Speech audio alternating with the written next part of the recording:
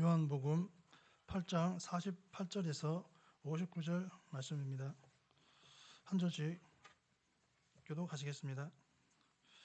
유대인들이 대답하여 이르되 우리가 너를 사마리아 사람이라 또는 귀신이 들렸다 하는 말이 옳지 아니하냐.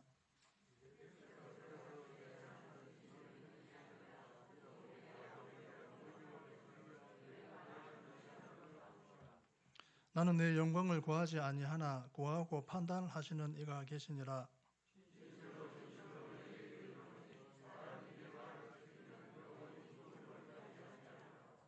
유대인들이 이르되 지금 내가 귀신 들린 줄을 아노라. 아브라함과 선지자들도 죽었거늘 내 말은 사람이 내 말을 지키면 영원히 죽음을 맛보지 아니하리라 하니.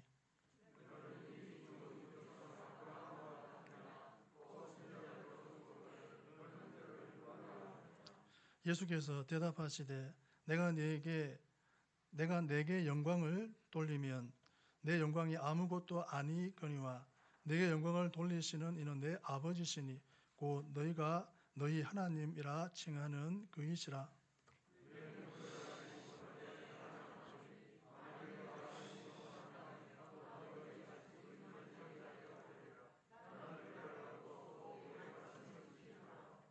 너희 조상 아브라함은 나이 때 볼 것을 즐거워하다가 보고 기뻐하였느니라.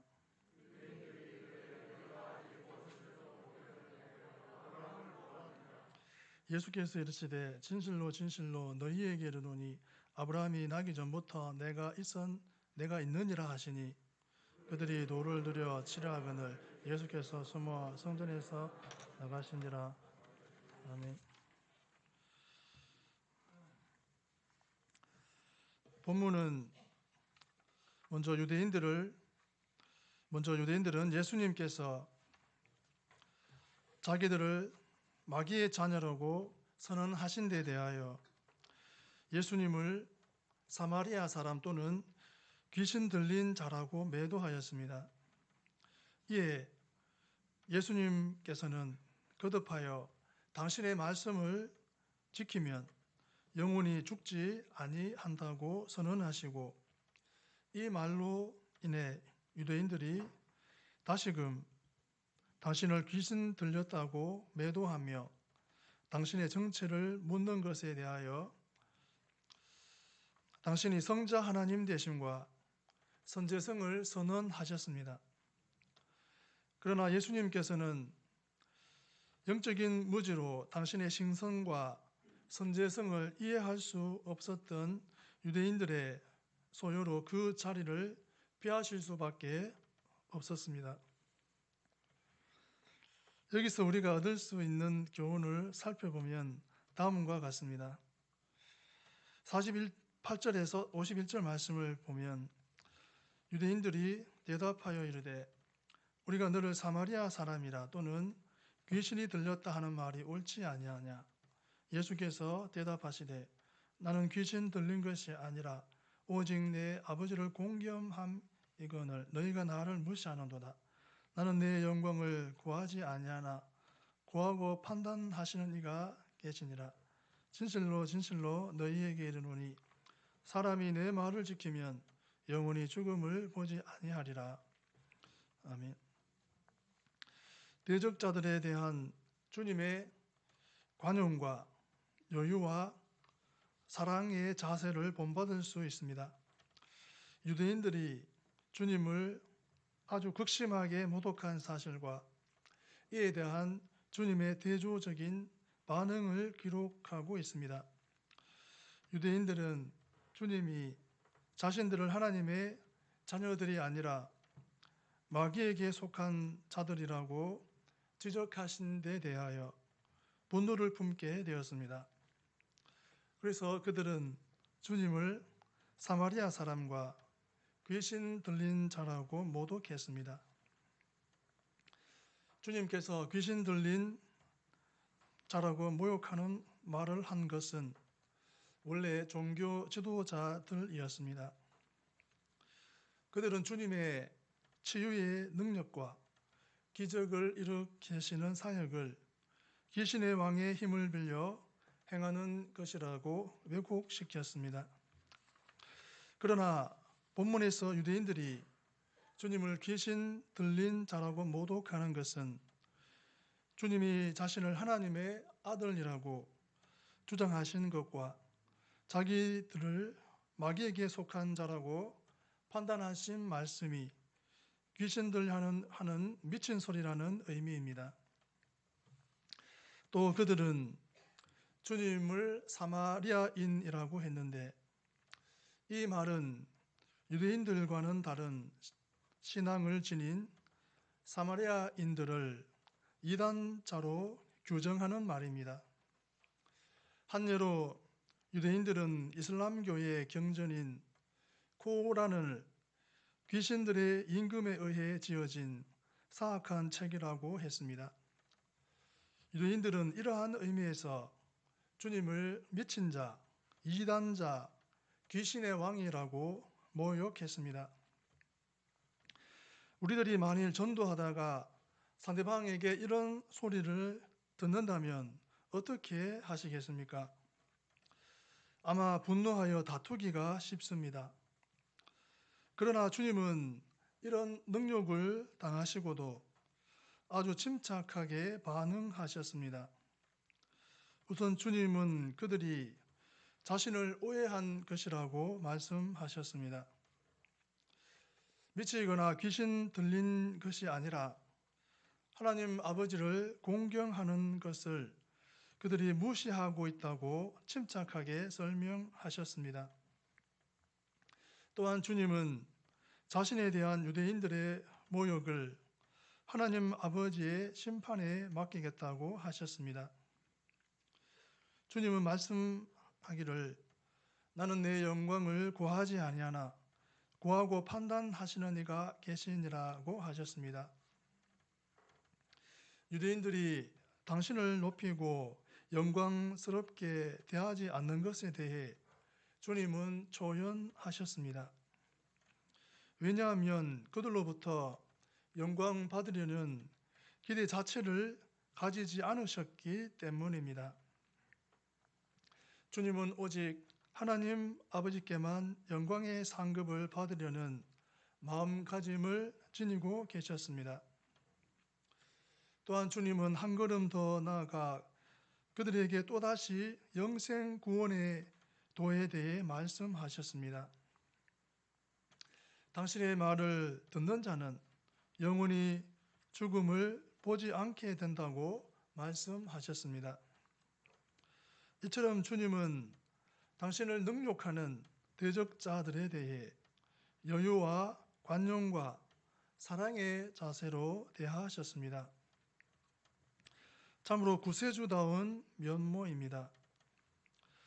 우리들도 전도하다 보면 놀림을 받고 모욕받는 일이 있습니다.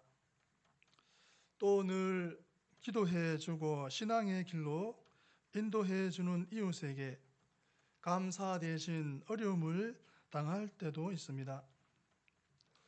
그럴 때 다수의 성도들은 금세 사랑을 거두고 냉담하게 대하거나 변론하고 다투는 사태까지 갑니다.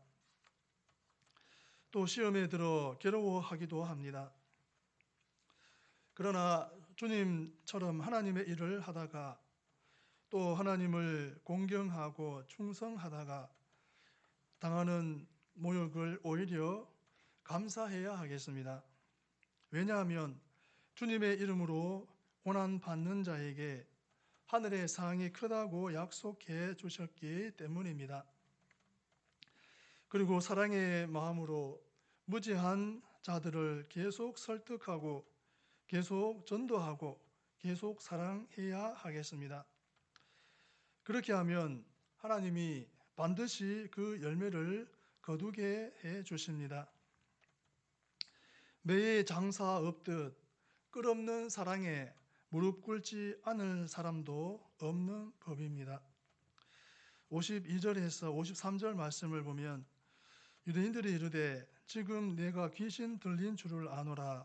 아브라함과 선지자들도 죽었거늘 내 말은 사람이 내 말을 지키면 영원히 죽음을 맛보지 아니하리라 하니 너는 이미 죽은 우리 조상 아브라함보다 크냐? 또 선지자들도 죽었거늘 너는 너를 누구라 하느냐? 아멘. 육적인 일에만 관심을 지닌 자들은 주님의 말씀을 이해할 수 없습니다. 주님께서 자기를 믿으면 영원히 죽지 아니하리라고 말씀하신 데 대한 유대인들의 반박입니다. 그들은 주님을 계속 귀신 들려 미친 말을 하는 자로 취급했습니다. 그들의 논리에 의하면 위대한 믿음의 조상 아브라함도 또 큰 능력을 지녔던 선지자들도 모두 죽었는 바 주님을 믿으면 영원히 죽지 아니한다는 것은 있을 수 없는 거짓말이라고 생각했습니다. 그들은 주님께서 부활과 영생을 말씀하시는 것을 깨닫지 못했습니다. 즉 주님이 말씀하신 죽음의 개념을 육체의 죽음으로 이해했습니다. 그러니 이 세상에 죽지 않는 자는 없는데 주님께서 영원히 죽지 아니하리라고 하셨으니 그들은 주님의 말씀을 정신 나간 사람의 말로 오해했습니다. 유대인들이 이처럼 주님의 신령한 진리를 깨닫지 못한 원인이 무엇이겠습니까? 그것은 육신에 팔려 하늘의 일에는 관심이 없고 땅의 것에만 관심을 지니고 있었기 때문입니다. 주님은 그들을 향해 너희가 서로 영광을 취하고 유일하신 하나님께로부터 오는 영광은 구하지 아니하니 어찌 나를 믿을 수 있느냐고 꾸짖으신 적이 있습니다. 하나님의 선민이라고 자부하는 자들이 세상의 부와 권세와 즐거움에만 관심을 두고 있으니 신령한 영적 진리를 말씀하시는 주님의 말씀도 육적인 개념으로 오해하여 들었습니다. 이와 같은 폐단이 우리에게는 없습니까? 주님을 믿고 하나님의 자녀가 되었다고 자부하면서 세상의 영광과 즐거움에만 관심을 두고 있지는 않은지요? 이런 성도들은 주님의 말씀을 육적인 이익거리로 이해합니다. 가령 주님은 하늘의 축복을 주시겠다고 말씀하시는데 그 축복을 땅의 부귀영화의 축복으로 오해합니다. 그래서 우리 주변에는 기복주의 신앙인들이 적지 않습니다. 주님의 말씀을 자기 관심과 정욕에 맞춰 각색하여 듣습니다. 또 주님 말씀을 각색하여 세상적인 축복을 원하는 사람들의 귀에 듣기 좋게 전하는 이들도 적지 않습니다. 이렇게 되면 진리와는 거리가 먼 사람이 됩니다. 천국 구원을 받을 수 없게 됩니다. 그러므로 우리는 마음의 눈을 하늘로 향해야 합니다. 그리해 하늘의 진리로 말씀하시는 주님의 말씀을 올바로 깨달을 수가 있습니다. 땅의 것을 사랑하고 그것들의 마음을 뺏긴 사람들은 결코 주님의 영원한 진리를 올바로 깨달을 수 없다는 사실을 기억해야 합니다. 54절에서 55절 말씀을 보면 예수께서 대답하시되 내가 내게 영광을 돌리면 내 영광이 아무것도 아니거니와 내게 영광을 돌리시는 이는 내 아버지시니 곧 너희가 너희 하나님이라 칭하는 그이시라. 너희는 그를 알지 못하되 나는 아노니 만일 내가 알지 못한다 하면 나도 너희 같이 거짓말쟁이가 되리라. 나는 그를 알고 또 그의 말씀을 지키노라. 아멘. 성도는 오직 하나님께서 주시는 천국의 영광만을 목표로 삼고 행해야 합니다. 주님이 유대인들의 반박에 대해 마지막으로 하신 말씀입니다. 주님은 도무지 유대인들이 당신의 말씀을 이해하지 못하고 당신을 미친 사람으로 취급하고 불신하는 행동에 대해 결론적으로 말씀하셨습니다. 즉 그들이 주님을 영광스러운 메시아로 인정하지 않을지라도 하나님 아버지가 당신께 영광을 주시리라는 것과 그들이 하나님 아버지를 알지 못하고 불신함으로 행해도 당신은 오직 아버지 하나님의 말씀을 지키겠다고 대답하셨습니다. 실로 주님은 유대인들의 신불신에 연연하지 않으셨습니다. 그들에게서 조금도 영광받을 기대를 하지 않으셨습니다. 그들은 처음에 주님께서 오병이어의 기적을 베푸시자 주님을 메시아로 환영하고 왕으로 삼으려고 했었습니다. 하지만 그때도 주님은 그들에게 영광 받기를 거절하고 무리들을 피하여 산으로 가셨습니다. 이처럼 주님은 사람들이 환호할 때도 또 능력과 멸시를 할 때도 변함없이 오직 하나님 아버지께서 주시는 영광만을 목적으로 삼고 사역하셨습니다. 우리 성도들은 주님의 이 삶의 자세를 반드시 본받아야 합니다. 사람들에게 칭찬받고 영광 받으려는 마음에서 하나님의 일을 한다면 옳지 않은 결과를 맞게 됩니다. 가령 사람들의 칭찬과 영광을 받는다면 교만해져서 하나님께 돌아갈 영광을 가로채는 죄를 범하기 쉽습니다. 반대로 열심히 하나님께 충성하는데도 사람들의 오해와 비판을 받을 경우에는 낙심하고 시험에 들어 충성하는 일을 포기하는 결과를 낳게 됩니다. 그러므로 성도들은 이웃이 우리를 알아주든 알아주지 않든 또 칭찬하든 비판하든 오직 하나님께 영광과 칭찬받는 것을 목적으로 초지일관 행해야 하겠습니다. 그래야 어떤 경우를 당해도 흔들리지 않고 하나님께 충성하는 생활을 할 수 있습니다. 56절에서 57절 말씀을 보면 너희 조상 아브라함은 나이 때 볼 것을 즐거워하다가 보고 기뻐하였느니라. 유대인들이 이르되 내가 아직 50세도 못 되었는데 아브라함을 보았느냐. 아멘. 성도의 소망과 기쁨과 힘은 오직 그리스도를 의뢰함으로써 얻어집니다. 주님께서 당신의 신성과 선제성을 증언하신 내용입니다. 주님은 유대인들로부터 너는 이미 죽은 우리 조상 아브라함보다 크냐, 또 선지자들도 죽었거늘 너는 너를 누구나 하느냐는 질문을 받았습니다. 유대인들은 오직 아브라함만이 믿음과 구원 진리의 시조라고 여겼습니다. 이에 대해 주님은 아브라함도 당신의 때에 볼 것을 소망으로 삼고 즐거워하다가 보고 기뻐하였다고 대답하셨습니다.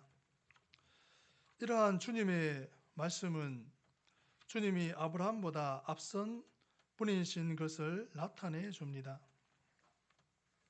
주님은 성부 하나님과 함께 아브라함을 택하시고 인도하신 분이십니다. 그분은 비록 육신적으로는 아브라함의 자손으로 오셨지만 영적인 측면에서 보면 아브라함보다 훨씬 오래전부터 계셨습니다. 아니 이 세상이 창조되기 그 이전부터 그분은 계셨습니다. 그런데 주님뿐만 아니라 유대 랍비들도 아브라함이 메시아에 대한 소망을 즐거움으로 삼았다고 가르쳤습니다. 랍비들은 하나님이 아브라함에게 하신 그 씨에 대한 축복의 언약은 곧 아브라함의 후손으로 메시아를 보내신다는 뜻이었다고 해석했습니다. 그래서 선지자였던 아브라함은 메시아를 대망하고 그것을 소망으로 삼고 즐거워했다고 해석했습니다. 그들의 해석은 옳았습니다. 아브라함뿐만 아니라 구약의 선지자들과 신앙 영웅들 모두가 메시아가 오시기를 고대하고 그것을 소망과 믿음의 힘으로 삼고 살았습니다. 모세도 그리스도를 바라보고 백성들과 함께 고난 받는 길을 택했고 다윗도 그리스도를 대망하며 살았습니다. 구약의 신앙 영웅들은 오실 그리스도를 바라고 믿음으로 살았습니다. 그리스도의 초림과 십자가의 구원 사역과 재림을 멀리서 내다보고 그것으로 신앙의 즐거움과 소망의 힘을 삼고 하나님께 충성하는 삶을 살았습니다. 그렇다면 이미 오셔서 우리의 죄를 대속하시고 부활 승천하신 그리스도를 믿음으로 그 대속의 은혜를 입은 우리들은 어떻게 살아야 할까요? 영원한 대제사장이신 그리스도의 구속 은혜와 재림의 언약을 더욱 의지하고 살아야 합당합니다.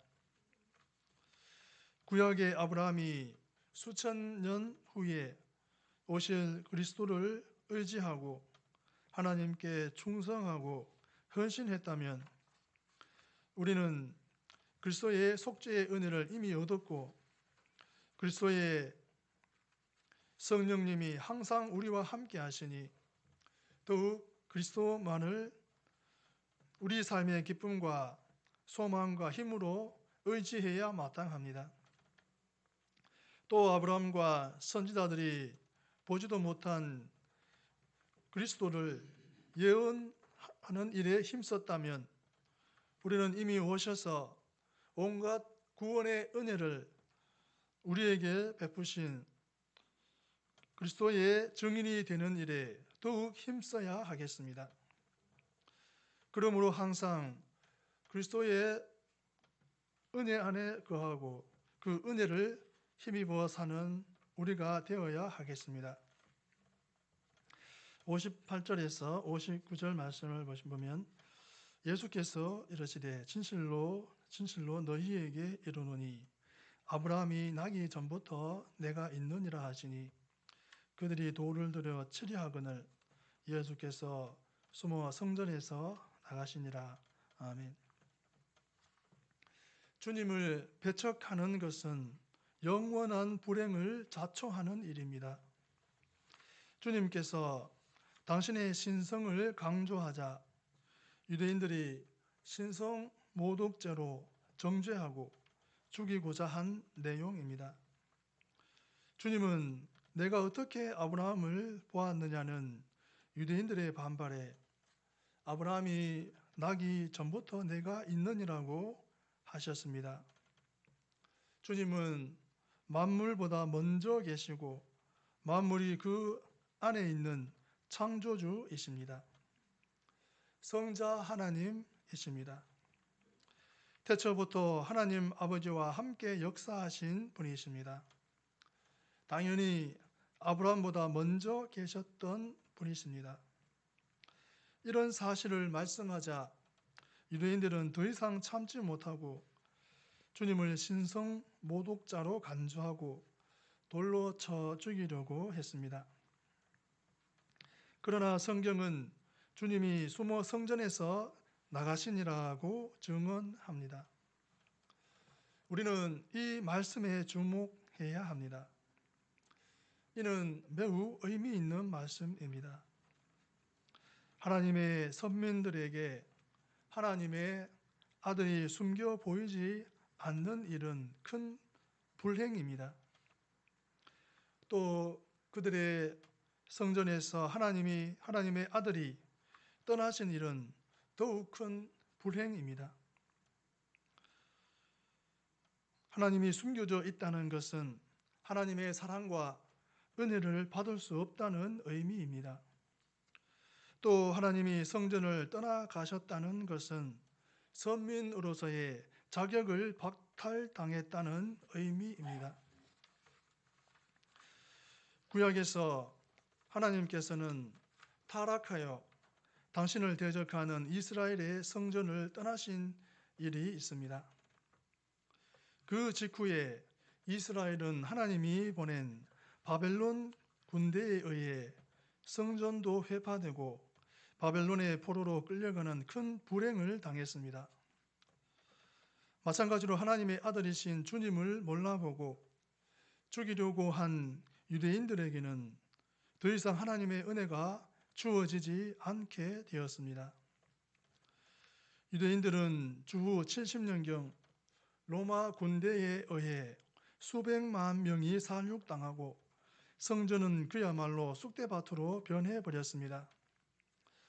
그리고 유대인들은 세계 각국으로 흩어져 고난을 당하게 되었습니다. 이처럼 주님을 배척하는 자들은 누구를 막론하고 불행을 자초하는 어리석은 자들이라는 사실을 우리는 기억해야 합니다. 우리는 본문을 통해서 빛과 어두움, 진리와 악, 그리고 그리스도와 땅에 속한 자들의 불화와 갈등을 충분히 보았습니다. 그리스도께서 아무리 깨우치시고 설득해도 유대인들은 그를 믿기는커녕 오히려 해치려고 했습니다. 이는 그들의 신앙이 위선과 형식과 인본주의로 타락했다는 증거입니다. 우리들도 주님에 대한 참되고 진실한 사랑이 없으면 이런 무지하고 불행한 자들로 전락하게 됩니다. 그러므로 늘 진실한 자세로 또 주님을 높이는 겸손한 자세로 주님을 섬기고 그 말씀에 순종하는 생활을 해야 하겠습니다. 기도하시겠습니다. 하나님 아버지, 유대인들은